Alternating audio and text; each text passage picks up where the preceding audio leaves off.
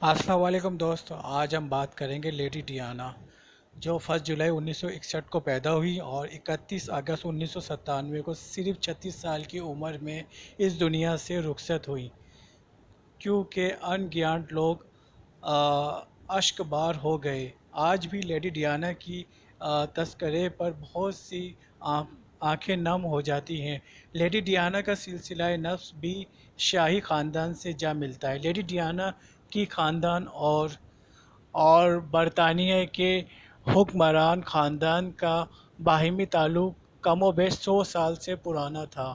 Princess Charles سے lady Diana کی شادی کے ذریعے گویا ان خاندانوں کی باہمی تعلق کو مضبوط تر بنانے کی کوشش کی گئی تھی۔ کسی معلوم تھا کہ یہ بندھن ایک ایسے المیے پر انجام پذیر ہوگا جو لوگوں کو آئندہ نہ جانے کتنے برسوں تک افسردہ کرتا رہے گا۔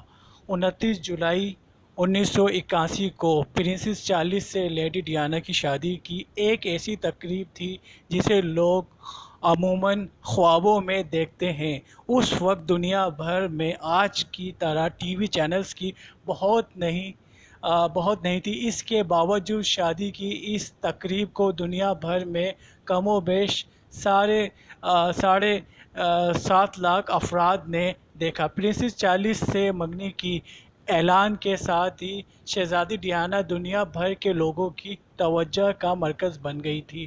لیڈی ڈیانا کی شخصیت کچھ ایسی دلکش اور من موہنی تھی کہ میڈیا ان کی طرف کھینچا چلا آتا تھا۔ پیرس کی ایک زیر زمین راستے پر کار کے خوفناک حادثے میں ان کی ہلاکت کے فوراً بعد ایک خیال تو یہ بھی سامنے آیا تھا کہ میڈیا کی محبت نے ہی در حقیقت ان کی جان لے لی۔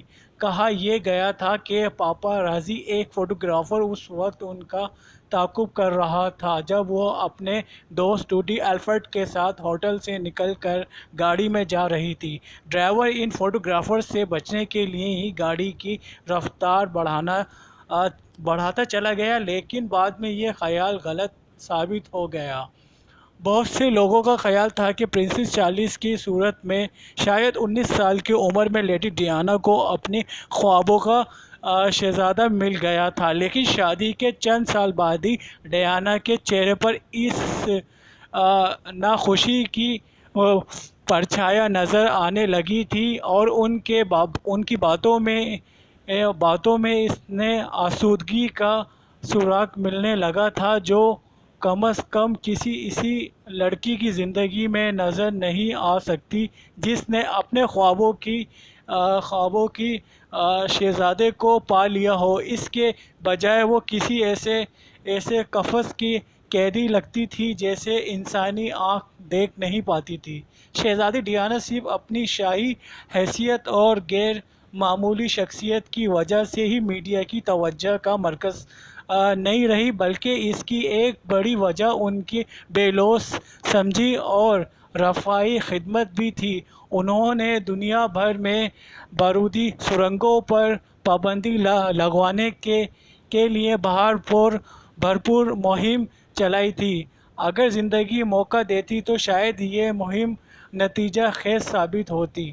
معذور اور مہلک امراض میں مبتلا بچوں سے ان کی محبت کا یہ عالم تھا کہ سخت گرمی میں دن بھر کا سفر کر کے افریقہ پہنچی اور ایک ہاسپٹل میں ایک بچے کا ہاتھ پکڑ کر کئی گھنٹے اس کے پاس بیٹھی رہی جس کے دونوں ٹانگیں بارودی سرنگ سے اڑ گئی تھی۔ وہ بچہ بچ نہیں سکا، مگر محض لیڈی ڈیانا کی محبت و شفقت کے احساس نے اس کی اذیت کم کر دی۔ وہ مرتے وقت خوش تھا۔ لیڈی ڈیانا عمران خان کے شوکت خانہ میموریل ہاسپٹل میں فنڈ ریزنگ کی ایک تقریب میں شرکت کے لیے پاکستان آئی تو کینسر کے مریض بچوں کو بھی گود میں لے بیٹھی رہی جنہیں شاید ان کی نہایت قریبی عزیزوں نے بھی گود میں بٹھانا چھوڑ دیا تھا۔ لیڈی ڈیانا 10 سے زائد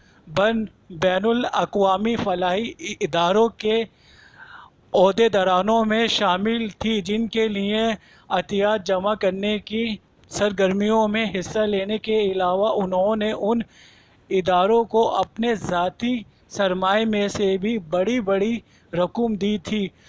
پرنسس چارلس سے 28 اگست 1996 کو باقاعدہ طلاق کے بعد وہ جتنے عرصے زندہ رہی، اس دوران یہ کہ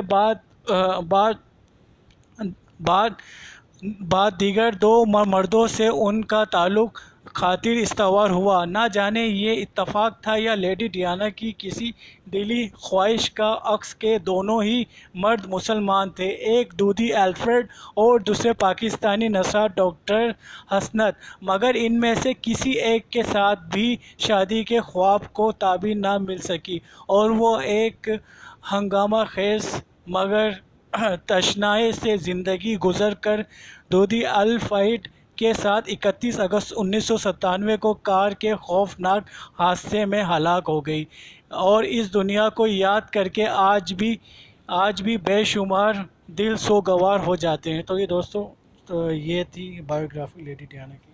کہ اللہ حافظ، نیکسٹ ویڈیو میں ملتے ہیں۔